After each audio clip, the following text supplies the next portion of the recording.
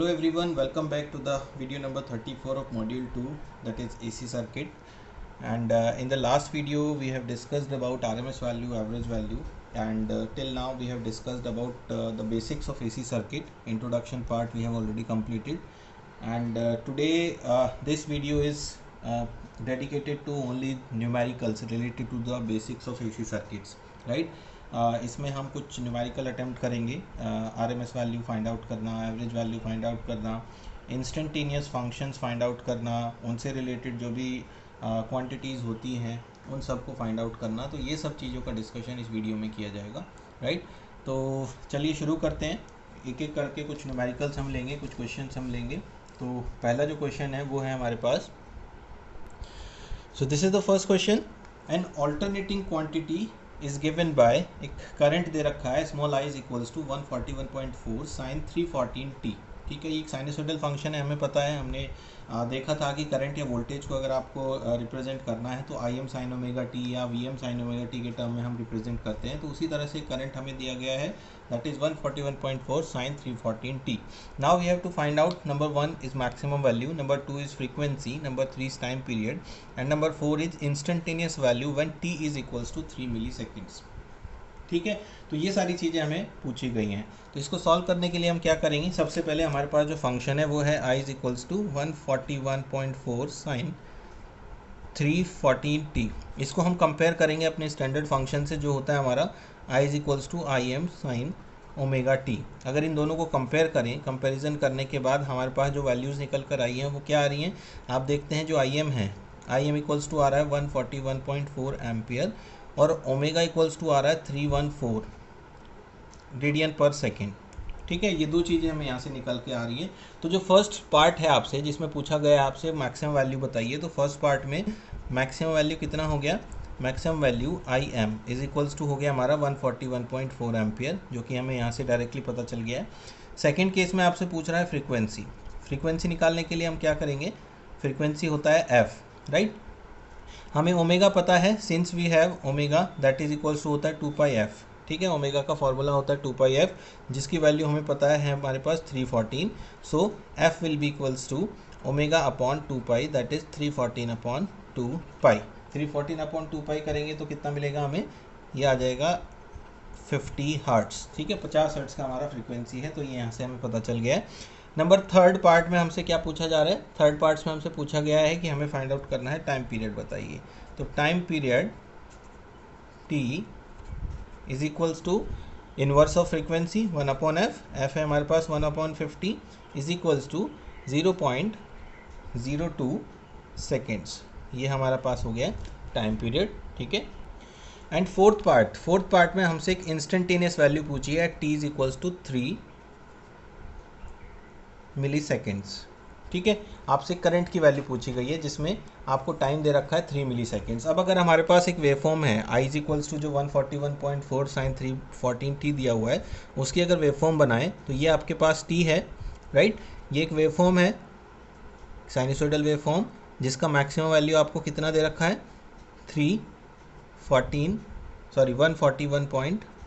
141.4 ampere. ठीक है, ये आपका हाफ साइकिल हो गया, ये मैक्सिमम वैल्यू हो गया। टाइम पीरियड अभी अभी आपने निकाला है वो है 0.02। ठीक है, तो ये जो टाइम है 0.02 सेकेंड्स, यहाँ से यहाँ तक का है एक साइकिल पूरा करने में, राइट? ठीक है, इतनी चीज़ें आपको पता है, ये आपका 0 है, ये पाई है, ये 2 पाई है, राइट? इतनी चीज़ें हमें मालूम है। उसके बाद आपसे जो कहा गया है वो है कि इंस्टेंटेनियस वैल्यू बताइए T equals to 3 milliseconds में, राइट? अब ये कितना मिली सेकेंड्स है, ये है 20 मिली सेकेंड्स। अगर आप 0.02 सेकेंड्स को देखें तो that is nothing but equals to 20 milliseconds. तो आपसे कहा गया है कि इस वेवफॉर्म में उस पर्टिकुलर इंस्टेंट पर वैल्यू बताइए जहाँ पर t इज इक्वल्स टू है 3 मिली सेकेंड्स। तो नेचुरली 0 के बाद हम कहीं 3 मिली सेकेंड्स यहाँ कहीं होना चाहिए, मान लीजिए ये यहाँ से यहाँ तक है 3 मिली सेकेंड्स। ठीक है, तो आपको इस पर्टिकुलर इंस्टेंट की वैल्यू बतानी है, ये वाले इंस्टेंट की। This is what we want to know. अब इसके लिए हम क्या करेंगे, इसके लिए हमारे पास जो फंक्शन है उसी फंक्शन का हम यूज़ करेंगे। Since we have I is equals to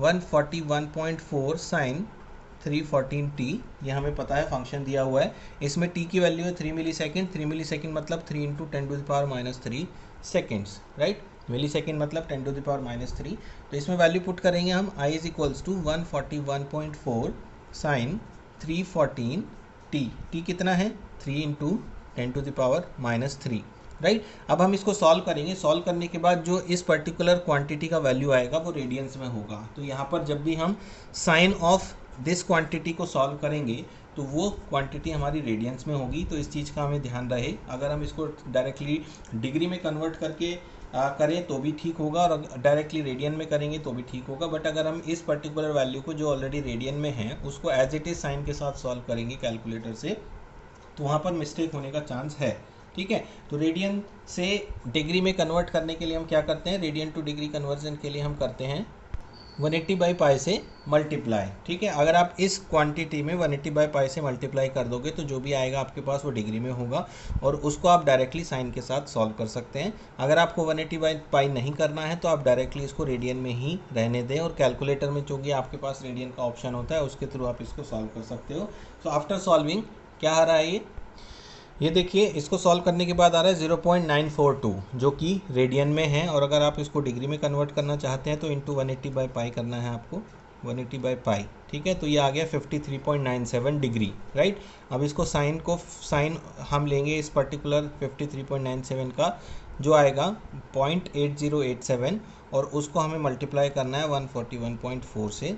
तो ये आपके पास फाइनल आंसर आ रहा है जिसकी वैल्यू आ रही है 114.355 एम्पियर।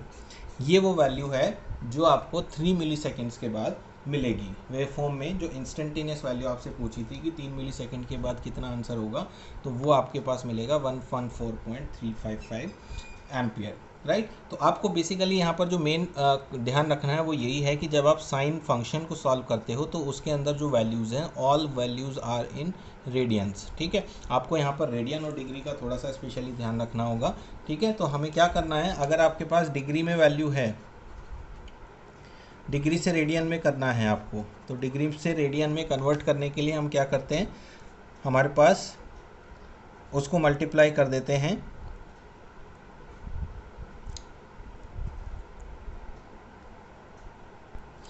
π/180 से, और अगर आपको रेडियन से डिग्री में कन्वर्ट करना है तो आप करेंगे मल्टीप्लाई 180/π से, ठीक है। बस ये आपको ध्यान रखना है। यहाँ पर अगर आप रेडियन में सॉल्व करना चाहते हैं तो आप रेडियन में डायरेक्टली सॉल्व कर लीजिए, और अगर आप यहाँ पर डिग्री में सॉल्व करना चाहते हैं तो डिग्री के लिए आपको पहले उसको रेडियन से कन्वर्ट करना होगा, ठीक है। तो ये था हमारा पहला क्वेश्चन। बढ़ते हैं दूसरे क्वेश्चन की तरफ, देखते हैं क्या है हमारा दूसरा question. So question number 2 is an alternating current of frequency 60 hertz has a maximum value of 120 ampere. आपको फ्रीक्वेंसी दे रखी है 60 हर्ट्ज, ठीक है।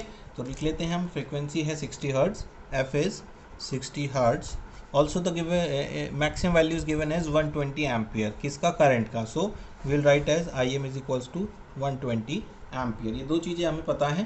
पहला पार्ट आपको पूछा है कि write down the equation for the instantaneous value. आपको क्या लिखना है, साइनसोइडल फंक्शन लिखना है इस करंट के लिए। करंट के लिए साइनसोइडल फंक्शन होता है I is equals to I M sine omega T, where omega is equals to होता है 2πf, ठीक है। तो ओमेगा इक्वल्स टू 2πf में हम वैल्यू पुट करते हैं 2π इंटू 60, हमें दिया है फ्रीक्वेंसी 60, तो 2π इंटू 60 कितना हो गया, 2π into 60 that is equals to 376.99 radian per second, ठीक है। ये हमारा हो गया 2πf radian per second. Omega की वैल्यू हो गई 2πf की वैल्यू, ठीक है। उसके बाद चलते हैं आई एम हमें ऑलरेडी पता है दैट इज़ 120, मैक्सिमम वैल्यू हमें दे रखा है। तो जो इक्वेशन हो गई वो क्या हो गई, 120 साइन 376.99 टी। ये हमारा हो गया answer for the first part. ये इंस्टेंटेनियस वैल्यू का जो फंक्शन है वो यहाँ पे बन गया है। दूसरा क्या कह रहा है part, recording time from the instant the current is zero. अब इसके लिए हम सबसे पहले तो एक वेव फॉर्म बना लेते हैं क्योंकि उससे हमें बेटर समझ में आएगा। एक वेव फॉर्म बनाई जो साइनसोइडल वेव फॉर्म है, ये है हमारा वेव फॉर्म, ठीक है। ये हमारा omega T, this is our current 0 π 2π, ठीक है। ये मैक्सिमम वैल्यू है आई एम। तो क्या कह रहा है कि एक ऐसा टाइम कंसीडर करना है जहाँ से करंट का वैल्यू ज़ीरो हो। तो करंट का वैल्यू ज़ीरो यहाँ से है एंड बिकमिंग पॉजिटिव। तो करंट का वैल्यू ज़ीरो यहाँ भी है, ज़ीरो यहाँ भी है, ज़ीरो यहाँ भी है, लेकिन कंडीशन इज़ दैट कि the instant when current is zero and becoming positive. तो ये वो पॉइंट है जहाँ से करंट आपका पॉजिटिव की तरफ को बढ़ रहा है, राइट। अगर फर्स्ट साइकिल की बात करें तो, अगर आप सेकंड साइकिल की बात करेंगे, इसके आगे आप एक साइकिल को ड्रॉ करेंगे तो भी आपको इस इंस्टेंट पर मिल जाएगा, बट चूंकि हमारे पास एक साइकिल में इंस्टेंट अवेलेबल है तो हम इस इंस्टेंट को यहीं से कंसीडर करेंगे। This is the instant, find the instantaneous value after 1/360 seconds. तो आपको क्या कहा गया है कि इस पॉइंट के बाद जो हमारी कंडीशन के हिसाब से फुलफिल हो रहा है, इस पॉइंट के बाद 1/360 सेकेंड के बाद कितना वैल्यू होगा फंक्शन का, ये हमें पूछा गया है। इंस्टेंटेनियस वैल्यू पूछी गई है। तो जो सेकंड पार्ट है उसमें आपको टी दे रखा है 1/360 सेकेंड्स, ठीक है। आपके पास इंस्टेंटेनियस करंट का वैल्यू है 120 sin 376.99 टी। अब चूंकि आपको इसी इंस्टेंट के बाद ही वो वैल्यू निकालनी है जो 1/360 सेकेंड्स के बाद है, तो आपको डायरेक्टली क्या करना होगा, 120 sin 376.99 मल्टीप्लाइड विथ 1/360, ठीक है। सिर्फ इतना ही आपको करना है। तो 376.99 को मल्टीप्लाई करेंगे 1/360 से तो आपको मिलेगा 1.047। ये है रेडियन में। रेडियन का हमें क्या कन्वर्जन करना है, डिग्री में। डिग्री में कन्वर्ट कर लिए हम करेंगे मल्टीप्लाई विद 180/पाई।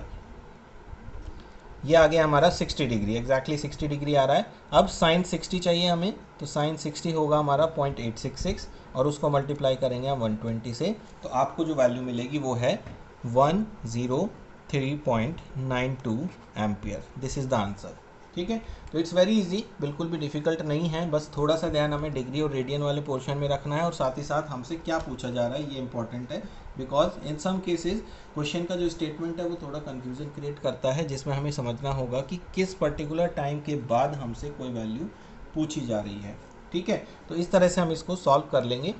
उसके बाद जो थर्ड पार्ट है, थर्ड पार्ट में आपसे क्या कहा जा रहा है, थर्ड पार्ट में आपसे क्या कह रहे हैं कि time taken to reach 96 ampere for the first time. For the first time का क्या मतलब है यहाँ पर, इसका मतलब है कि अगर आप जीरो से करंट की वैल्यू को शुरू करें तो पॉजिटिव की तरफ को बढ़ रहा है। हमें पता है मैक्सिमम वैल्यू 120, तो 0 से 120 तक यहाँ से यहाँ तक पहुँच गया। हमें चाहिए 96 एम्पियर पे, तो मान लेते हैं कि 96 एम्पियर हमें कहीं यहाँ पर मिला, ठीक है। This is 96 ampere, let us से। अब अगर ये 96 एम्पियर है तो कितने टाइम के बाद ये 96 एम्पियर पहुँचा है, उस टाइम का वैल्यू हमसे पूछा गया है। तो this is what we have to find out. ये वो समय है, ये वो टाइम है जिसकी वैल्यू को हमसे पूछा गया है। तो हियर वी कैन से कि करंट आई इंस्टेंटेनियस वैल्यू हमें 96 एम्पियर दे रखी है, टाइम पूछा जा रहा है। तो हम क्या करेंगे, फंक्शन हमारे पास है i is equals to 120 sin 376.99 T, इसमें i की वैल्यू रखेंगे 96 is equals to 120 sin 376.99 T. इस पर्टिकुलर इक्वेशन को हमें सॉल्व करना है। इसको सॉल्व करने के लिए पहले 120 को दूसरी साइड ले आते हैं, 96/120 करेंगे तो हमें मिलेगा 0.8 is equals to sine 376.99 T. दोनों टाइप का अगर साइन इनवर्स ले लें तो साइन इनवर्स लेने के बाद इस साइड हमें मिलेगा 53.130 इज इक्वल्स टू 376.99 टी, ठीक है। इतना हमें मिल गया है। उसके बाद हमें यहाँ पर स्पेशली ये ध्यान रखना है रेडियन और डिग्री का। अब आप देखेंगे जो साइन इनवर्स हमने लिया है 0.8 का, ये जो वैल्यू आई है दिस इज़ इन डिग्री, और इस तरफ जो वैल्यू है वो रेडियन में है। तो हम डायरेक्टली दोनों को सॉल्व नहीं कर सकते, आपको ये वाले पोर्शन को रेडियन में कन्वर्ट करना होगा, बिकॉज दोनों साइड में डिग्री करके हम इसको सॉल्व नहीं कर पाएंगे। We have to convert this degree into radian. तो रेडियन में कन्वर्ट करने के लिए हम क्या करेंगे, मल्टीप्लाई विद पाई बाय 180। तो 53.13 multiplied by pi by 180 solve करेंगे, आएगा 0.927 इज इक्वल्स टू 376.99 टी। यहाँ से हम टी का वैल्यू निकालेंगे, T will be equals to 376.99 is equals to 2.45 into 10 to the power minus 3 और we can say 2.45 milliseconds. तो ये वो समय है, इतने समय के बाद जहाँ से हमारा करंट स्टार्ट हुआ, इस पॉइंट से 2.45 मिली सेकेंड के बाद 96 एम्पियर आपको मिलेगा, ठीक है। तो this is how we have to solve this question. Next question है हमारा, an alternating current is given by I is equals to 10 sin 942 T determine the time taken from t is equals to 0 for the current to reach a value of +6 ampere for a first and second time. Okay, so इस question में क्या कहा जा रहा है, इस question में अगर हम वेव फॉर्म प्लॉट करें तो ये साइनसोइडल फंक्शन का वेव फॉर्म हो गया हमारा, ठीक है, 0 पाई 2 पाई, ठीक है, पूरा साइकिल है। दिस इज द करंट, हमें कहा है कि t इक्वल्स टू 0 से स्टार्ट करते हुए, this is the t equals to 0, current 6 ampere कब आएगा। अब हो सकता है कि 6 एम्पियर करंट आपका यहाँ पर आए, let us see this is 6 ampere, क्योंकि मैक्सिमम वैल्यू तो 10 एम्पियर है, तो मान लेते हैं कि ये 6 एम्पियर यहाँ पर आया। तो एक तो आपको ये समय निकालना है t1, let us call it t1। दूसरा, दूसरे समय में सेकेंड टाइम +6 एम्पियर कब आएगा, ये आपसे पूछा गया है। तो पहली बार +6 एम्पियर यहाँ पर आया, दूसरी बार +6 एम्पियर कब आएगा, यहाँ से स्टार्ट किया, 6 एम्पियर यहाँ पर आया, उसके बाद आप नीचे आ रहे हैं, यहाँ पर आपको -6 एम्पियर आएगा बिकॉज पोलैरिटी रिवर्स हो गई है। देन अगर आप सेकेंड साइकिल स्टार्ट करेंगे तो सेकेंड साइकिल में आपका जो 6 एम्पियर है वो यहाँ कहीं आना चाहिए वापस से, एग्जैक्टली इसी जगह पर आएगा, ठीक है। This is the place where second time दूसरी साइकिल में 6 एम्पियर आएगा, तो दूसरा टाइम आपको ये निकालना है, ठीक है। This is the time which you have to find out for the second time, ठीक है। तो ये सारी चीज़ें आपको कैलकुलेट करनी है। तो लेट्स से हमारे पास है i is equals to 10 sin 942t, ये हमें दे रखा है। तो सबसे पहले फर्स्ट टाइम के लिए हम कैलकुलेट करेंगे, i की वैल्यू 6 एम्पियर हमें दे रखी है, तो 6 is equals to 10 sin 942t1, हम t1 से इसको डिनोट कर लेते हैं, 6/10 हो जाएगा 0.6 is equals to sign 942t1, दोनों तरफ का साइन इनवर्स लेंगे, साइन इनवर्स ऑफ 0.6 53.13 होता है, और इसको रेडियन में भी कन्वर्ट कर लेते हैं लगे हाथ, तो इंटू पाई बाय 180, तो ये हो गया 0.927, 0.927 is equals to 942t1 and t1 is equals to divided by 942, that is 9.84 milliseconds. Okay, so इसका जो वैल्यू है ये आएगा 0.643, this is 0.643 is equals to 942t divide by 942 is equals to t1 is equals to 6.83 into 10⁻⁻4 seconds, ठीक है। और हम कह सकते हैं 60.68 मिली सेकेंड्स, राइट। तो ये आपका पहला आंसर हो गया कि इतने समय में 0.68 मिली सेकेंड के बाद पहली बार आपको 6 एम्पियर मिलेगा, ठीक है। तो ये फर्स्ट पार्ट हो गया। अब सेकंड पार्ट के लिए आपको ये वाला टाइम कैलकुलेट करना है। अब एक चीज़ ध्यान से हम देखेंगे कि ये वाला जो टाइम है t2, this time t2 is nothing but equals to total time period plus t1। अगर आप इसको ध्यान से देखें तो एक साइकिल पूरा होने में समय कितना लगा है, t टाइम लगा है, और t टाइम पीरियड के बाद t1 समय के बाद ही ये इंस्टेंट आपको मिल जाएगा। एग्जैक्टली सिमिलर वेवफॉर्म है, सिमेट्रिकल वेवफॉर्म है। तो अगर 0 से t1 टाइम के बाद 6 एम्पियर आता है तो साइकिल कंप्लीट होने के t1 टाइम बाद ही आपका वापस से 6 एम्पियर आएगा। इट मीन्स t2 निकालने के लिए अगर आप सिंपली टाइम पीरियड में t1 को ऐड कर दें तो आपको अपना आंसर मिल जाएगा, ठीक है। तो here t2 is equals to time period t plus t1। अब टाइम पीरियड कितना है, here time period t is equals to कितना हो जाएगा, क्योंकि हमें ओमेगा पता है, ओमेगा की वैल्यू है 942t, हमें पता है ओमेगा है 942 radian per second. So time period t in terms of omega क्या होता है, 2 पाई बाय ओमेगा, ठीक है। डायरेक्टली हम without calculating frequency time period निकाल सकते हैं रिलेशन यूज़ करके हमारे ओमेगा का और एफ का। So 2 pi by 942 is equals to 2 pi by 942 is equals to होगा 6.67 into 10⁻³ seconds, and t2 is equals to 6.67 into 10⁻³ plus t1 that is 6.83 into 10⁻⁴, ठीक है। तो इसमें हम ऐड कर देते हैं प्लस 6.83 इंटू 10⁻⁴,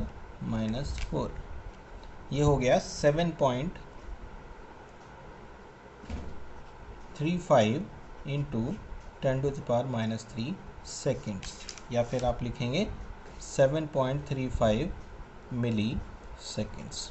ठीक है, दिस इज द आंसर। ठीक है, तो यहाँ पर आपको मेन चीज़ जो समझनी है वो वेवफॉर्म को समझना है कि आपको क्वेश्चन में एज पर द वेवफॉर्म क्या क्या चीज़ें दी जा रही हैं और क्या क्या चीज़ें आपसे पूछी जा रही हैं, जो स्टेटमेंट है वो किस तरह से आप जस्टिफाई करते हैं, उसके ऊपर पूरा आंसर डिपेंड करता है। क्योंकि ज़रा सी गलती, करेक्ट इंस्टेंसेस ना देख पाने की गलती पूरा क्वेश्चन गलत कर सकती है। ठीक है, सो क्वेश्चन नंबर 4 है हमारा, a sinusoidal voltage of 50 hertz has a maximum value of 200√2 volts. At what time measured from a positive maximum value will the instantaneous voltage be 141.4 volts? ठीक है, सबसे पहले वेवफॉर्म बनाएंगे, उससे समझने की कोशिश करते हैं कि क्या पूछा जा रहा है। ये हो गया हमारा waveform omega T 0 pi 2 pi. ठीक है, ये है आपका positive maximum, this is your current voltage V। Maximum value दे रखी है आपको 200√2। आपको क्या कह रहा है कि कितने समय के बाद, कहाँ से स्टार्ट करना है, पॉजिटिव मैक्सिमम वैल्यू। और पॉजिटिव मैक्सिमम क्या आ रही है, ये आ रही है पॉजिटिव मैक्सिमम। तो आपको क्या करना है, आपको टाइम निकालना है, कहाँ से शुरू करते हुए, इस पॉइंट से शुरू करते हुए, ये π/2 से शुरू करते हुए, जो क्वार्टर साइकिल है यहाँ से शुरू करते हुए कहाँ तक के लिए, जहाँ पर आपका इंस्टेंटेनियस वैल्यू 141.4 वोल्ट्स आ जाए। तो हम क्या करें, सबसे पहले हम एक काम करते हैं, हम normal time period starting from 0 calculate कर लेते हैं, जहाँ 141.4 वोल्ट्स आएगा। उसके लिए हमें सबसे पहले एक साइनसोइडल फंक्शन चाहिए, जो है हमारे पास v = Vm sin omega T. ठीक है, वेयर Vm हमें पता है 200√2 है, साइन ओमेगा होगा 2πf। 2πf मीन्स 2 × पाई × 50 हर्ट्ज हमें फ्रीक्वेंसी दे रखी है, जो आ जाएगा 100πt। ठीक है, 100πt हो गया, ये हमारा हो गया वोल्टेज का फंक्शन। नाउ सबसे पहले हम टाइम निकाल रहे हैं 0 से स्टार्ट करते हुए, जहाँ पर 141.4 वोल्ट्स आएगा। लेट्स से हमें इंस्टेंटेनियस वैल्यू पता है 141.4 is equals to 200√2 sign 100πt। ठीक है, 141.4 डिवाइडेड बाय 200√2, ये आ गया 0.49999, राइट। उसके बाद साइन इनवर्स लेंगे दोनों साइड का, ये हो गया 0.5 ले लिया हमने इसको, साइन 100πt। दोनों तरफ का साइन इनवर्स लेंगे, साइन इनवर्स लेने के बाद ये हमें मिला 29.99, या हम कहेंगे 30 degree, is equals to 100πt। अब चूंकि ये डिग्री में है, ये रेडियन में है, तो अगेन हमें इसको रेडियन में कन्वर्ट करना पड़ेगा। उसके लिए हम मल्टीप्लाई करेंगे π/180 से, π/180, ये आ गया हमारा रेडियंस में। और 0.523 इज इक्वल्स टू 100πt, इसको डिवाइड करेंगे 100π से, तो टाइम आ गया हमारा t is equals to 1.66 × 10⁻³ seconds. ये कौन सा टाइम है, ये वो टाइम है जब वेवफॉर्म स्टार्ट होने के बाद इतने टाइम बाद 141.4 वोल्ट्स पहुंचेगा। लेकिन आपसे पूछा गया है कि पॉजिटिव मैक्सिमम के कितने टाइम बाद, यानी कि आपको पॉजिटिव मैक्सिमम का जो साइकिल है स्टार्ट वहाँ से करना था। तो हम एक काम करते हैं, हम इस टाइम में से इस टाइम को माइनस कर देते हैं, लेट्स कॉल इट t1। ठीक है, तो हम क्या लिखेंगे, डिज़ायर्ड टाइम, हमें जो चाहिए desired time, that is equals to t minus of t1। t वो समय है जब 0 से स्टार्ट हो गए 141.4 पहुंचा, t1 वो समय है जहां से हमें एक्चुअल में शुरू करना था। तो हमें फाइंड आउट करना है t1 कितना है। t1 निकालने के लिए हम क्या करें, t1 is nothing but the quarter cycle. Time period को अगर डिवाइड बाय 4 कर देंगे तो t1 आ जाएगा। तो t1 is equals to time period divided by 4। Time period कितना है, टाइम पीरियड है हमारा 1/f, 50 हर्ट्ज फ्रीक्वेंसी है, तो 0.02। ठीक है, तो time period 0.02 divided by 4, t1 आ गया 5 इंटू 10⁻³ एंड ये वाली वैल्यू जो हमें कैलकुलेट करनी थी ये आ जाएगी 1.66 इंटू 10⁻³ माइनस ऑफ 5 इंटू 10⁻³। तो आपको जो मिलेगा वो होगा 1.66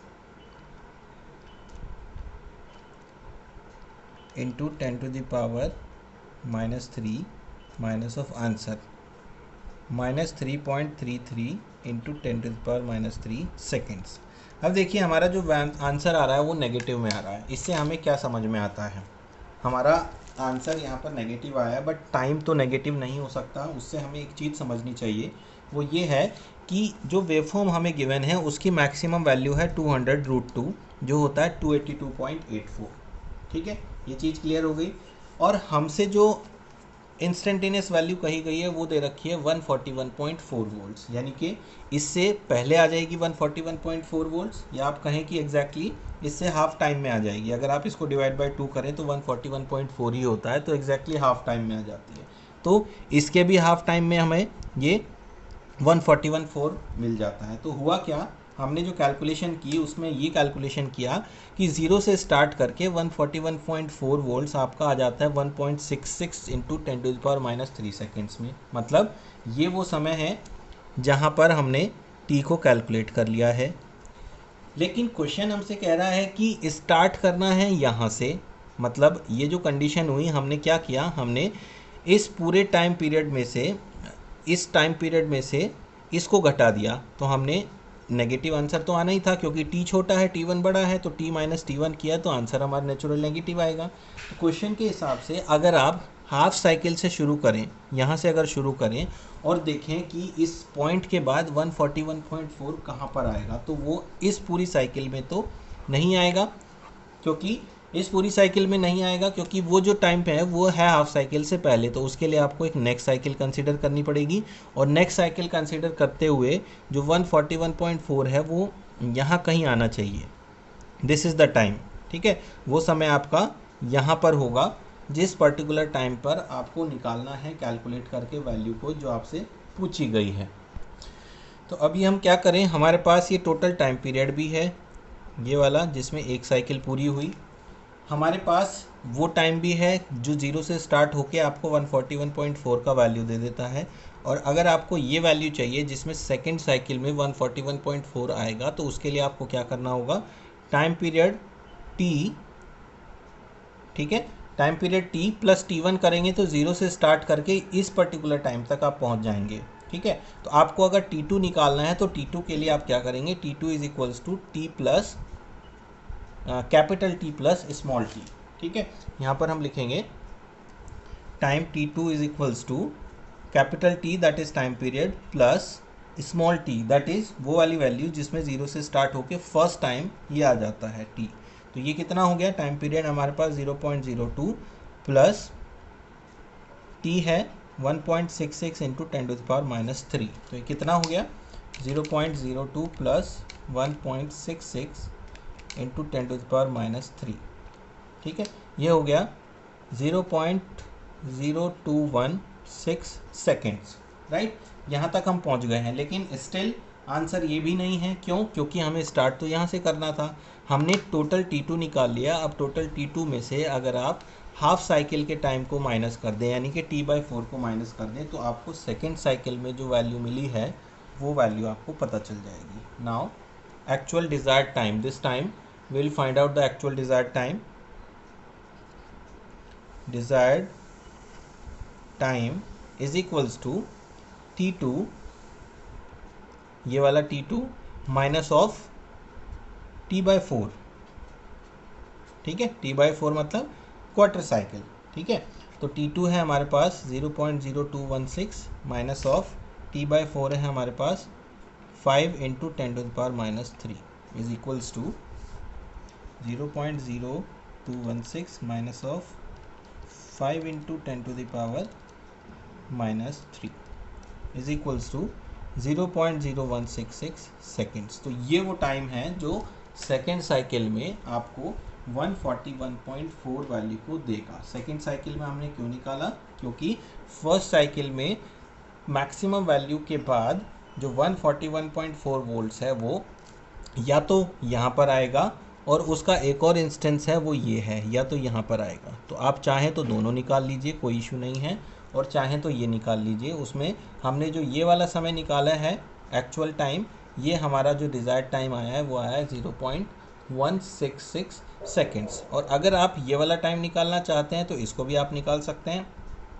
इसमें आप क्या करेंगे, इसमें आप हाफ टाइम में से इस t को माइनस करेंगे, साथ ही साथ इस हाफ टाइम को भी माइनस करेंगे। ठीक है, मैं आपको करके दिखा देता हूँ। अगर आप फर्स्ट पॉजिटिव साइकिल में ही इस टाइम को निकालेंगे जो है हमारा ये वाला टाइम पीरियड t3, मान लीजिए let us call it t3, ये वाला टाइम, क्योंकि 141.4 तो यहाँ भी आएगा, यहाँ भी आएगा और यहाँ भी आएगा, तो ये हम ले नहीं सकते।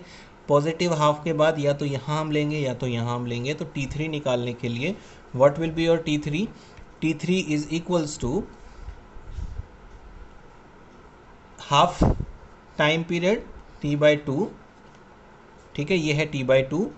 उसमें से अगर आप इस t को माइनस करेंगे, ये t को अगर माइनस करेंगे तो आप इस इंस्टेंस तक पहुंच जाएंगे, माइनस ऑफ t, एंड उसमें से भी अगर आप हाफ साइकिल को माइनस करेंगे t/4 को, तो आपको एक्चुअल टाइम पीरियड मिल जाएगा। ठीक है, क्योंकि 0 से t टाइम में आपको अगर 141.4 मिलता है तो 180 से t टाइम लेस में भी 141.4 ही मिलेगा। ये सिमेट्रिकल जो वेवफॉर्म है आपकी, ये उसका एक प्रॉपर्टी है जिसके हेल्प से हमने ये चीज़ देखी है कि अगर कोई वैल्यू यहाँ पर है तो एग्जैक्टली यहाँ पर भी सेम वैल्यू होगी। जितने टाइम बाद ये वैल्यू मिली है, सेम एग्जैक्टली उतने ही टाइम बाद यहाँ पर ये वैल्यू मिलेगी, राइट। तो this will be your answer. अगर आप इससे आंसर निकालेंगे तो what will be the answer?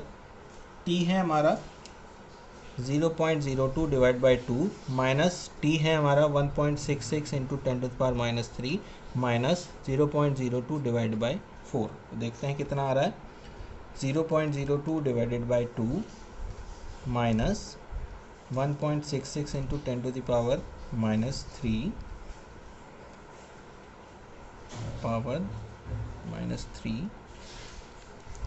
Minus 0.02 divide by 4, आपको मिला 3.33 इंटू 10⁻³ सेकेंड्स।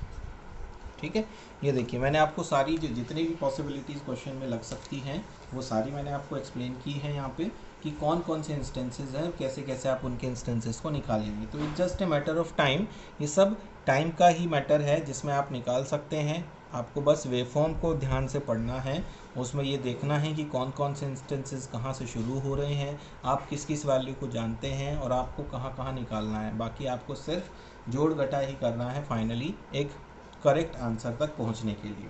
तो according to this question, maximum cycle के बाद, मैक्सिमम पॉजिटिव हाफ के बाद आपका 141.4 या तो यहाँ पर आएगा जो है 3.33 into 10⁻³ seconds after maximum value, या फिर 0.0166 सेकेंड्स के बाद आएगा आफ्टर दिस मैक्सिमम। हम ये जो दो आंसर निकाले हैं, ये वाला आंसर और ये वाला आंसर, ये दोनों ही आंसर आपके मैक्सिमम हाफ साइकिल के बाद आने वाले इंस्टेंटेनियस वैल्यू 141.4 वोल्ट्स को दर्शाता है। ठीक है, तो ये 4 क्वेश्चन से आई थिंक हमारा जो बेसिक फंडामेंटल्स हैं related to frequency, related to instantaneous values, time periods, वो क्लियर हो गया होगा। ठीक है, तो हम इन क्वेश्चंस को यहीं पर एंड कर देते हैं। आप इन क्वेश्चंस को करिए, सॉल्व करिए, अच्छे से देखिए इनमें, और अगर कोई भी दिक्कत आती है तो आप मेरे से पूछ सकते हैं कमेंट बॉक्स में लिखकर।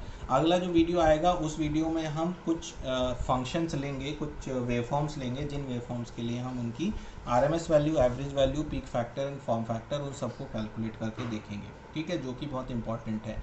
ये सारे क्वेश्चंस इसलिए बहुत इंपॉर्टेंट है क्योंकि AC फंडामेंटल से बहुत सारे क्वेश्चंस अलग अलग जगह पर एग्जाम्स में भी पूछे जाते हैं, और हम अगर बेसिक इलेक्ट्रिकल इंजीनियरिंग सब्जेक्ट पढ़ रहे हैं, AC सर्किट्स पढ़ रहे हैं, तो हमें इन सारे बेसिक फंडामेंटल्स के बारे में अच्छे से नॉलेज होनी चाहिए, right? So thank you so much for watching this video. Stay tuned to this channel and wait for the next video जिसमें हम कुछ और न्यूमेरिकल करेंगे। Thank you.